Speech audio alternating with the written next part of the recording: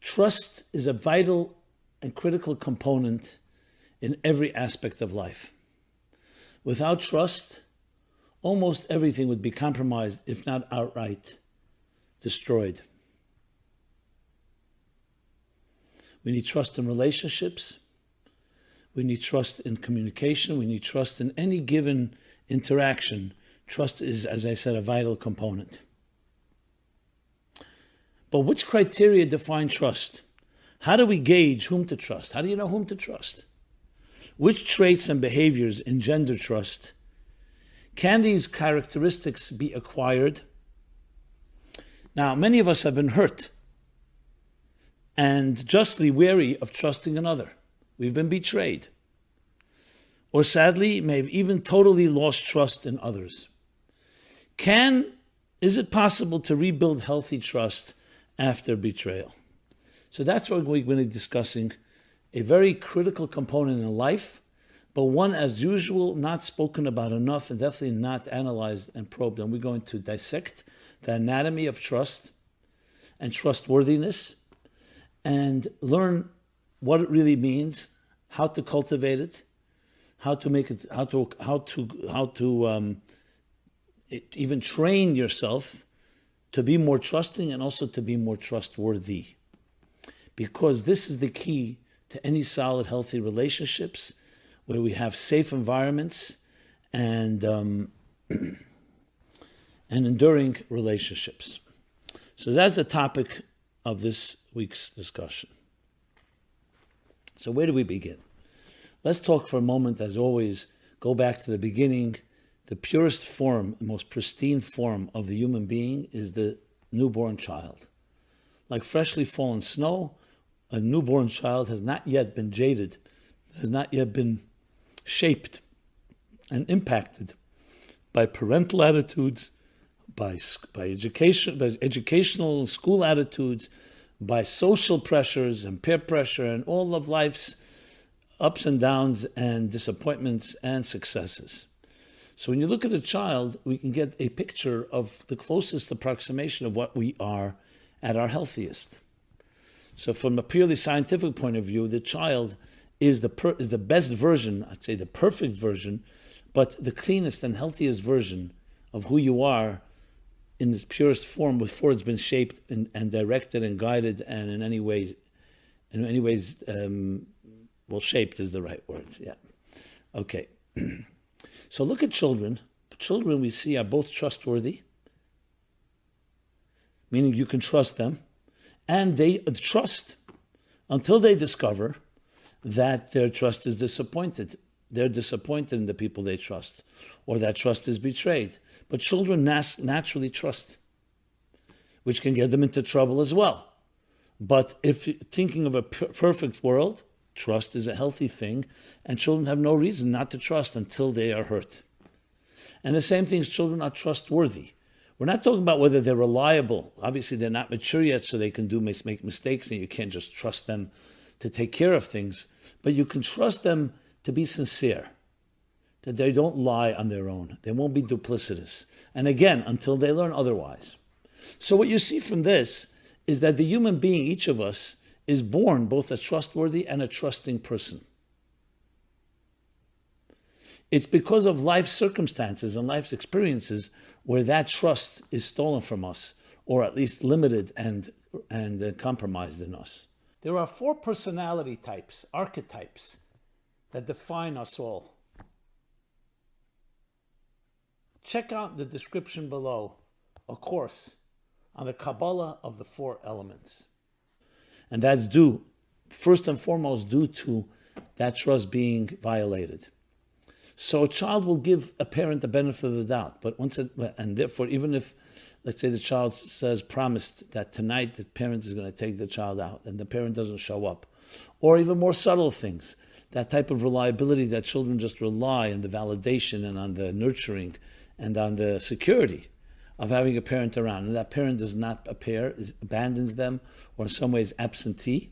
So once, twice, 3 times the child has resilience, but after a while, that child will start lowering their expectations and, yes, lowering their trust, because next time someone says to them, trust me, They say, well, you know what? And not necessarily in words, but their unconscious says, I trusted, and it wasn't necessarily, no one lived up to that trust. Now, in extreme cases, that trust really is deeply violated. In more we'll call it more mild forms of it, the trust, it becomes wary. And there's many variations, one level to the next. Obviously, I'm not going to go through all of them. We're talking about the general picture, but you get the idea. So what happens as we lower our expectations and our trust is so-called not lived up to, promises are broken, the reliability and consistency is not there all the time, the security is taken away from us in some extent. So obviously, in direct proportion to that, the trust will be weakened and wane. That doesn't mean we still don't have within us, because we're born with it innately, that ability to trust, but we just don't allow ourselves to trust because we're afraid. We're afraid of being hurt. So we put up our defenses and we put up our armor and we build that armor. As when we grow into adults, depending on how much trust we had in our lives and how much of it was compromised, that will directly impact how we deal with new people, whether it's in relationships, whether it's in personal, intimate, and romantic relationships, or whether it's in even relationships at work and so on. There'll be in direct proportion to how much that trust was violated, will be the wariness that I'm mentioning, and even the fear and the resistance of really getting involved and always having a back door to escape from, because once we allow ourselves to be vulnerable and we trust, we can be hurt. For those that go the other extreme, that had healthy relationships and there was much to trust, they will find it much easier to go into a relationship because they have trust and they give the person the benefit of the doubt. Now, of course, every mature adult is going to always, hopefully, have some discretion, because just because you grew up in a trusting environment doesn't mean that every person you can trust. So you'll definitely weigh that. But it's much easier to trust because it hasn't been hurt. If it's been hurt, then everyone is guilty until proven innocent. And in extreme cases, people are continuously seen as not trustworthy, to the point that sometimes a person who's really been violated, been hurt, and abused in that regard will often create a situation where they'll test the other person to the point that they'll almost intentionally sabotage a relationship and say, you see, I couldn't trust you. That becomes unrealistic expectations and basically writing the script of what you expect to happen because it happened in the past, which is that ultimately there's no one to trust. And every person listening to this, every one of us fits somewhere into the spectrum from one end to the other. And the same thing is with that's trusting others. The same thing is being trustworthy. You can argue that they're directly linked to one another. The more trusting you are of another, meaning the more reason you are trusting, the more trustworthy you will also be, because it's reciprocal. However, if you don't trust others, obviously you yourself are not going to make yourself available to be trusted. You'll be evasive, you won't show up. Sometimes you'll just get out of a relationship. You'll end relationships. Commitment will be an issue. Is it always the case? Can a person be not trusting others and themselves be trustworthy? That's possible too, because sometimes we feel that we need to please and we need to really bend backwards, so we don't trust others, but we constantly make an effort that we should be trusted. So there again can be different scenarios. I'm not going to go analyze every particular scenario. I just wanted to be thoroughly cover at least just in brief the different situations and different scenarios. So then what really lies at the heart of trust once you analyze it this way, once we dissect it and we start with the child within us and as we grow into adults? You see, I would use the word vulnerability. Trust has to do with being vulnerable, because when you trust someone, you're letting them you're allowing them to make a move that can affect you without you putting up all your defenses. In other words, I say I trust you, you may potentially hurt me. You may not live up to my trust. So trust and vulnerability come together, but vulnerability can be a very positive word. For some, vulnerability is very terrifying, especially those that are not trusting people. But vulnerability could also be a very beautiful thing. Like true love, true intimacy, true love is celebrating your vulnerability with another. Because there is that trust where you can let go and you know that person will hold on to you, will embrace you no matter what, in almost an unconditional way. Which is another word. Real trust is connected with certain unconditional love that a parent gives a child. And later in life, hopefully the person that you or your spouse, the person that you commit to and marry in a sacred relationship, will also give you that type of unconditional commitment. But it goes further than that. Because here's the big question. Is trust built on perfection? When you say, I'm trusting someone else, I will be vulnerable, I will rely, I will trust them to deliver what they promised, to protect me because they say they will. And I will take the risk. And then let's say they don't. What happens? In other words, every human being makes mistakes. Is it a result that they abandoned me? Now, if you grew up with that type of experience, so then, as I said, that's your default state psychologically, then you're expecting to be abandoned. You're expecting you're expecting your trust not to be lived up to. However, regardless, even in a healthy form of trust, the fact is there's no perfection. Even when healthy parents, can children always rely that the parent will always be there? There'll be mistakes. People make mistakes. So let's throw now another word which is vital in this equation, and that is accountability. Trust is not built on perfection, it's built on accountability. So it's not about that the person is always going to perfectly provide for me, perfectly protect me, perfectly always be there exactly as I want them to be. That's not a possibility. That's not realistic. We hope in young age, and even in older age, parents will be there, but everyone will make their mistakes. But what we like to know, and this is where trust comes into play, we would like to know that there's accountability on that person's part. If, let's say, your parent promises you something, and let's say they deliver a certain type of security, and for whatever reason they cannot, and they come and apologize. Not that a parent has to necessarily apologize to a child, but apologize nevertheless, because I should have been there, and could have been, and then I wasn't. That accountability compensates for the imperfection of human beings. And that's a tremendous concept. Where they say to err is human, to forgive is divine.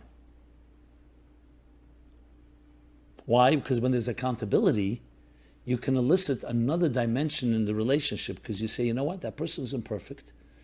And yes, they may have in some way not been there for me, which would give me good reason and cause not to have trust, but they were accountable. And that accountability compensates. That accountability allows for that nurturing environment that engenders trust. So trust, therefore, you can say is built on a few things. Number one, that yes, there's someone there for you, in a way, even when it's inconvenient, in a way that's consistent. But in addition to that, even if at times there may be a lapse, there's an accountability. And of course, not a repeat of the same mistake. So you see, when you add that into the picture, it makes a real relationship very, very doable and possible. Because it's not about perfection. Perfection is unrealistic. Perfection is usually expected by people who've really been hurt, and they think the only way I will ever trust if the person is going to be perfect, will never lapse, will never disappoint me. That's not a possibility. But accountability can be expected, and that's what creates the environment for trust, because there's accountability. Let's just use examples in nature. In nature, when you have, for example, just simply, you plant a seed in a garden, an apple seed, a flower seed, whatever it may be. You water the garden, you weed it, and naturally nurturing and will cause this plant to grow. Okay? But let's say there's a drought or there's something else that happens. So look in nature what happens. It compensates. It does something. When there's a forest fire, even though on one hand it destroys the forest, but then the forest regenerates in fascinating ways.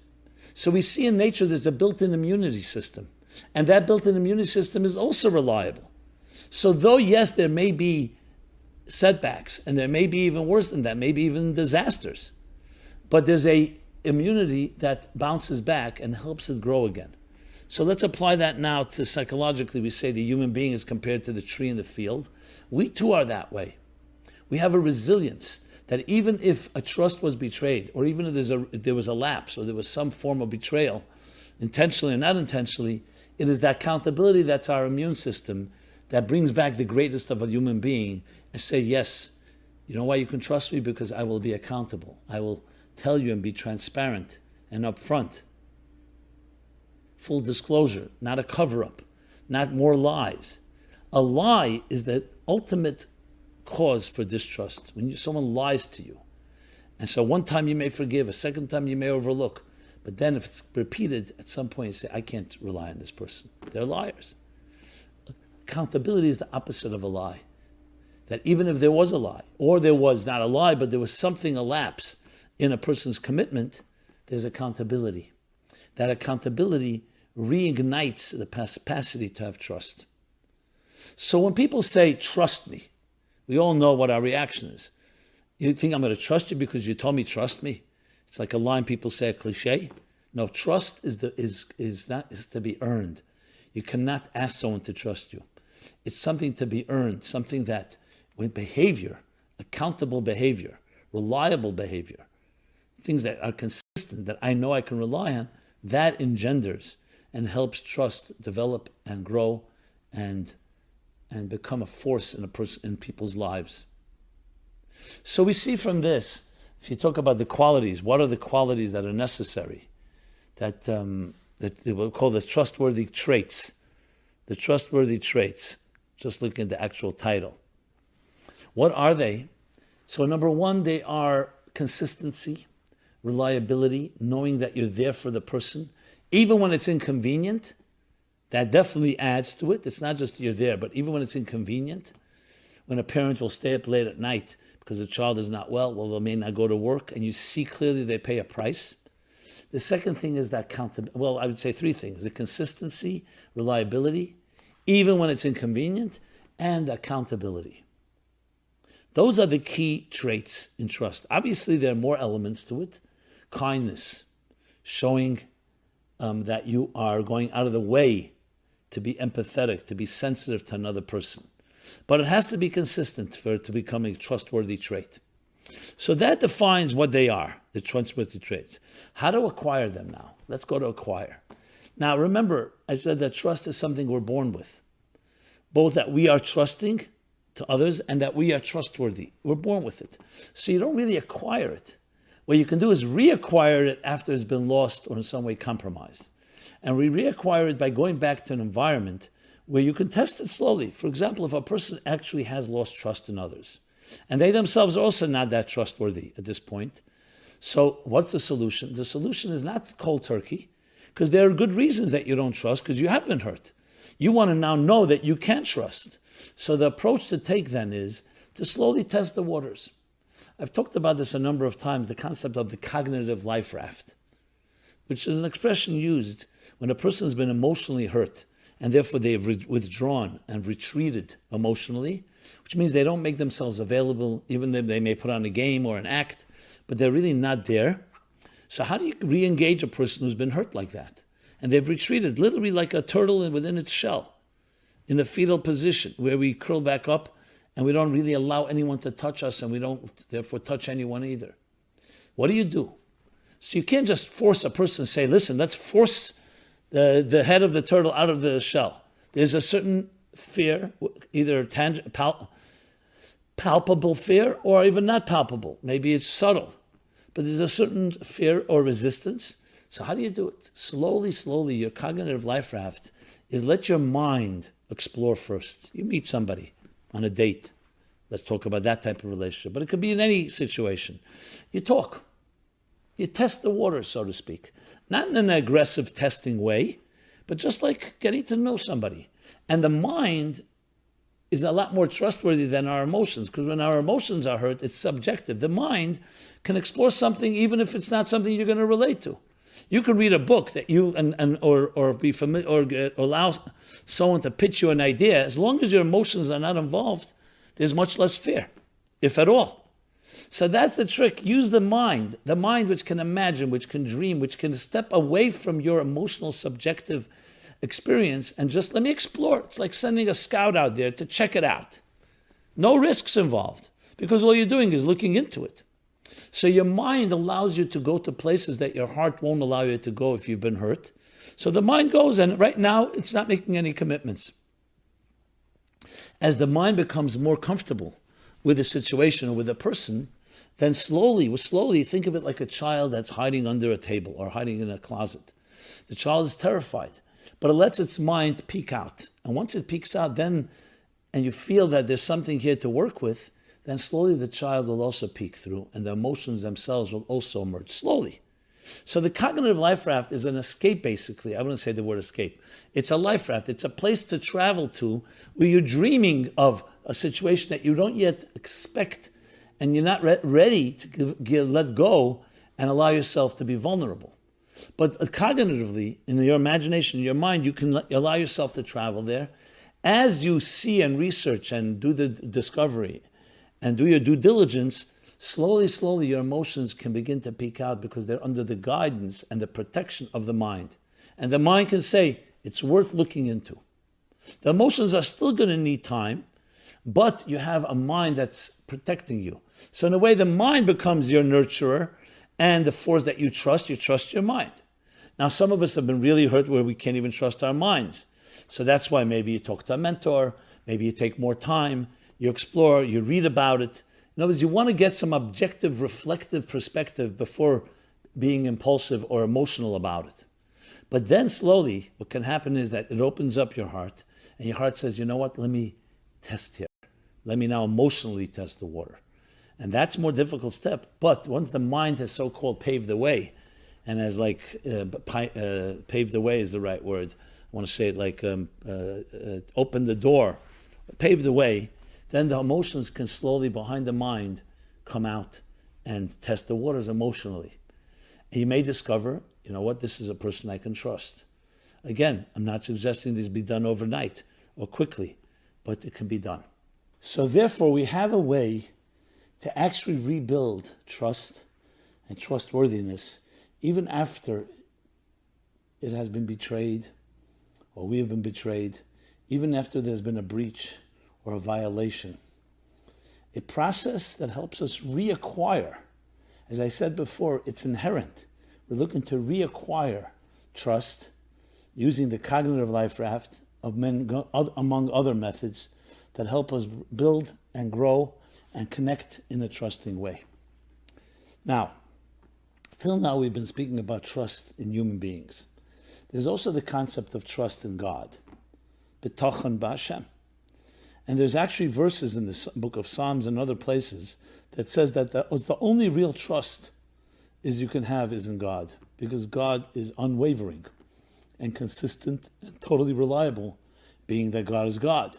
Human beings at the end of the day are fickle and mortal and have their mistakes. Yes, it's true. We compensate on that through those lapses through accountability, which is divine, and forgiveness, which is divine. But still, the true trust is in God. That's why you have the expression that even after the Holocaust, where people have argued, how could you trust God anymore after what has happened? So many answer, how could I trust human beings after what has happened? I only have God now, because I know human beings have betrayed us.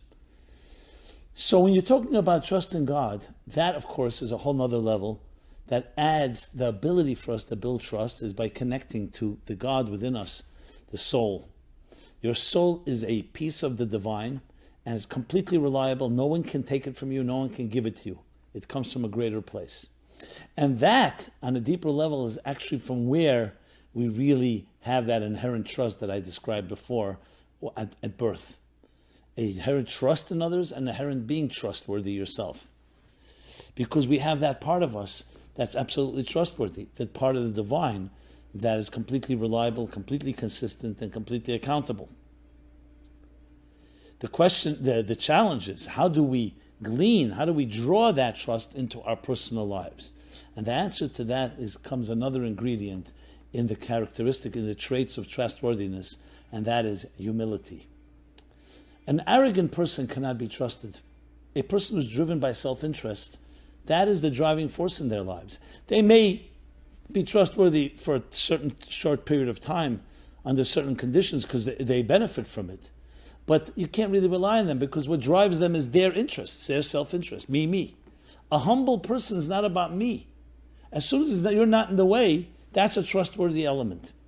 So the humility of a human being adds and allows trust to engender trust, because that becomes a container that channels the divine, the trust in the divine in a human being. When you see that humility, you see that the person is not thinking about themselves but about you, is sensitive, has empathy, cares. That humility is yet another trait in context of trust. Because humility, as I said, takes you out of yourself and allows you to become a more transcendent person. Which brings us to the ultimate beauty of trust. That trust creates environments and creates relationships where there is a symbiosis, where there's a harmony between different people. Because when everybody's self-contained and it's all about me, there's no cooperation unless there's an agenda, unless there's strings attached, unless I get something from it. But when there's humility and each one knows that my role is indispensable, so that creates a trust that they all trust each other. Think of everything in the universe is really built on that. That idea of everything working in harmony with each other. Our human body, the trillions of cells, the millions and thousands of systems all working with each other, each one knowing exactly their role, and each one giving when they need to give. And you think about it, there's a certain magic, there's a certain resonance when you see that type of teamwork, when you see that type of harmony, that type of synergy. Think of a symphony, different musical instruments, different musicians, each one playing exactly when they need to play. They rely and trust that the other will pick up where they need to pick up. And that's critical in any successful venture. Whether it's doing a project, whether it's a business, an organization, a film, or as I said, a symphony, it's dependent on the fact that each can trust the other. When you hire people and you know that you can sleep peacefully because they're doing their job when they need to do it, is a tremendous peace of mind in that. Think of the other way around, where you hire people and you have to look over their back and second guess and not sure, did they do it? And you keep asking them, did you do the job? Did you not do? It creates so much, it drains us. So trust is actually also a way of creating that calm and peace in our lives, where we don't have to constantly be guessing and second guessing ourselves, and we have that ability to really rely and trust on others. So that comes down to, as well, that bigger picture, the divine symphony, so to speak, of life, and how each of us contributes our unique, indispensable role. At the same time, we are dependent on the others, and that requires trust. Look in the military, for instance. The military is the best example, where it's in a very rigid form, in a very rigorous form, I should say, to the point that court-martial, look how severe if there's a breach, if there's not listening to an order, because the hierarchy and the chain of command is so critical that and everybody has to trust each other, because you're talking about life and death. A moment can cause who knows what. So in the military, you see that necessity of trusting your colleague, trusting your commander, trusting the soldier. Everyone needs absolute trust. And if there's a breach of that trust, it undermines the entire effort. In other areas, maybe not as rigorous, but as I said, in company, organizations, you also need that. And that's a synergy that resonates. Think of the beauty when we see the magic, when we see different factors going together. You ever see a baseball team or another sports team? We're talking about teamwork, not a single individual, single person sport. You see that teamwork when everything is working seamlessly and fluidly. It's like it makes you cry. It's so beautiful in its cohesion, in its harmony, in its synchronicity. And this is true in nature, this is true in the human body, and so on, that we all have that ability to work together. And that's how trust becomes such a critical ingredient in building anything in life. And of course, that ability for us to blossom and flourish, because we have that peace of mind. When you have your nest, when you have your security, and then you can fly and expand your wings.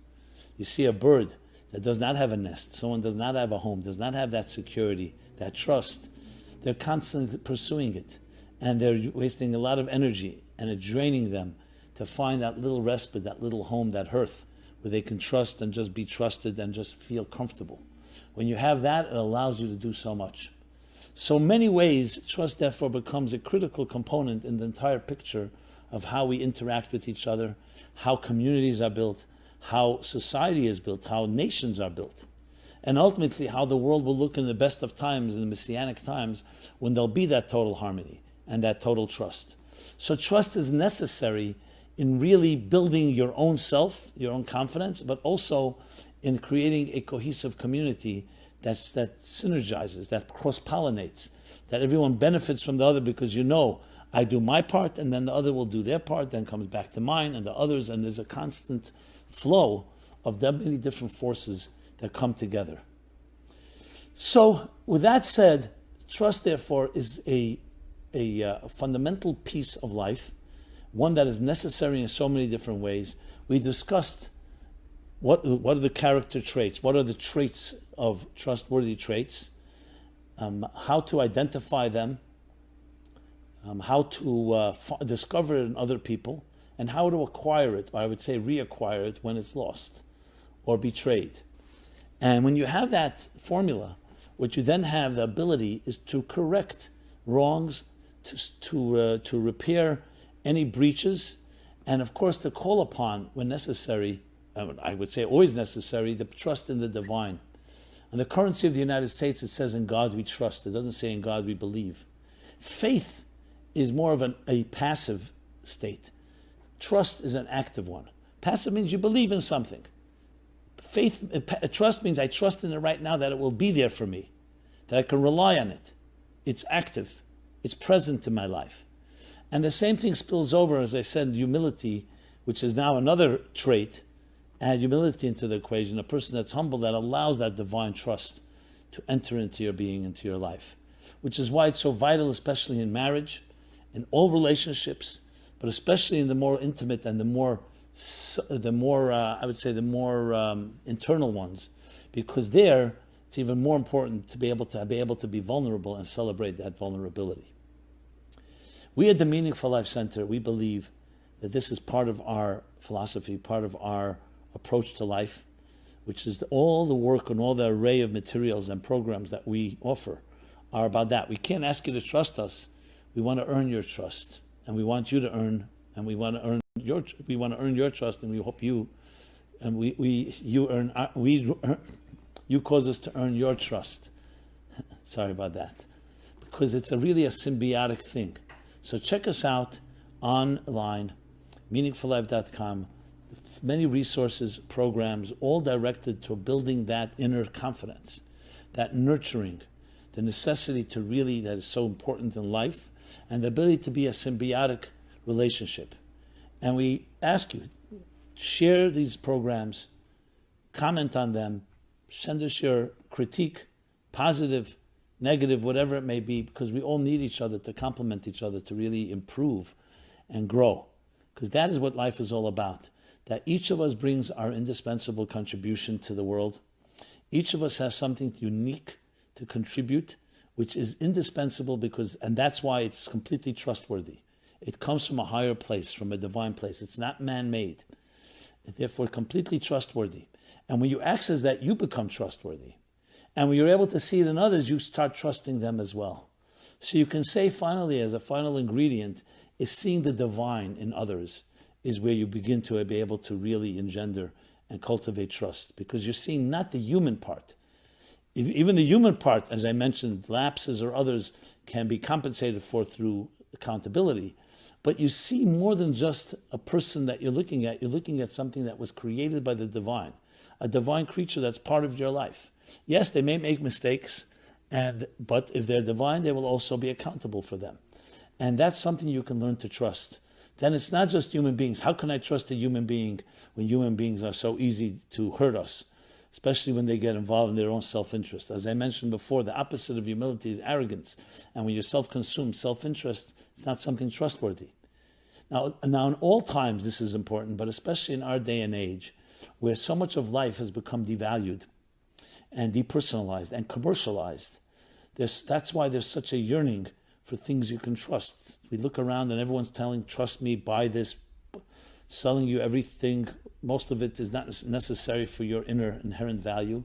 So in a world where things are commercialized, then you start thinking, do they really care about me, or they want my money, or they want my commitment or something of that nature?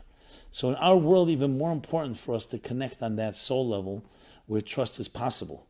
On a commercial level, yes, you can trust it to some extent. They brand it and say you can trust our product, and it's been checked, and we have a certain longevity and customer satisfaction. That they say trust our brand. Now, sometimes that's true, sometimes it's not true, but there's always an agenda. When you bring the soulful dimension to it, what you're addressing then is introducing something that really allows for true trust to be built. I always find it ironic that in the financial markets they call it trusts, they call it the securities, when in truth money is the first and most fickle things of all. The least thing that's secure, the least thing that's trusting. Now, of course, I understand what their point is, that to say you can trust, you can put it in a trust, you can put it in security, to have a secure financial nest egg. But money itself, by definition, is impermanent. And impermanent things do not engender trust because they are impermanent. You can't rely on it. You can't take it with you to the next world. It's spent and so on. It has its value. It creates the illusion of something you can truly trust because people say, with money I can buy anything. But real trust is trust in people and in God. People that you can trust, healthy trust, because that is a true reliability that you have in somebody. But only when that person has the humility and has the divine component, that spiritual side to them, that allows you to trust. So what we have here is basically a methodology and formulas and ingredients that teach us what defines trust, how do you acquire and build it, and how do you identify it in others to the point that we can create trusting and trustworthy relationships, that symbiosis, that harmony that goes both ways. And in doing so, we all become musical notes in one large symphony, each with our indispensable role, our trusting role. Each of us can rely and trust the other, and they in turn can trust us. This is our mission at the Meaningful Life Center, so please participate with us. Join us in this synergetic experience. Let us build that trust.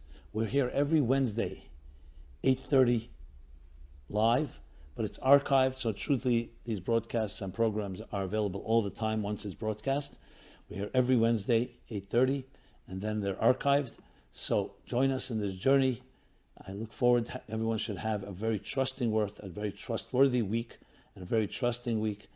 And looking forward to see you next Wednesday at 8:30. Be well and be blessed. Thank you so much.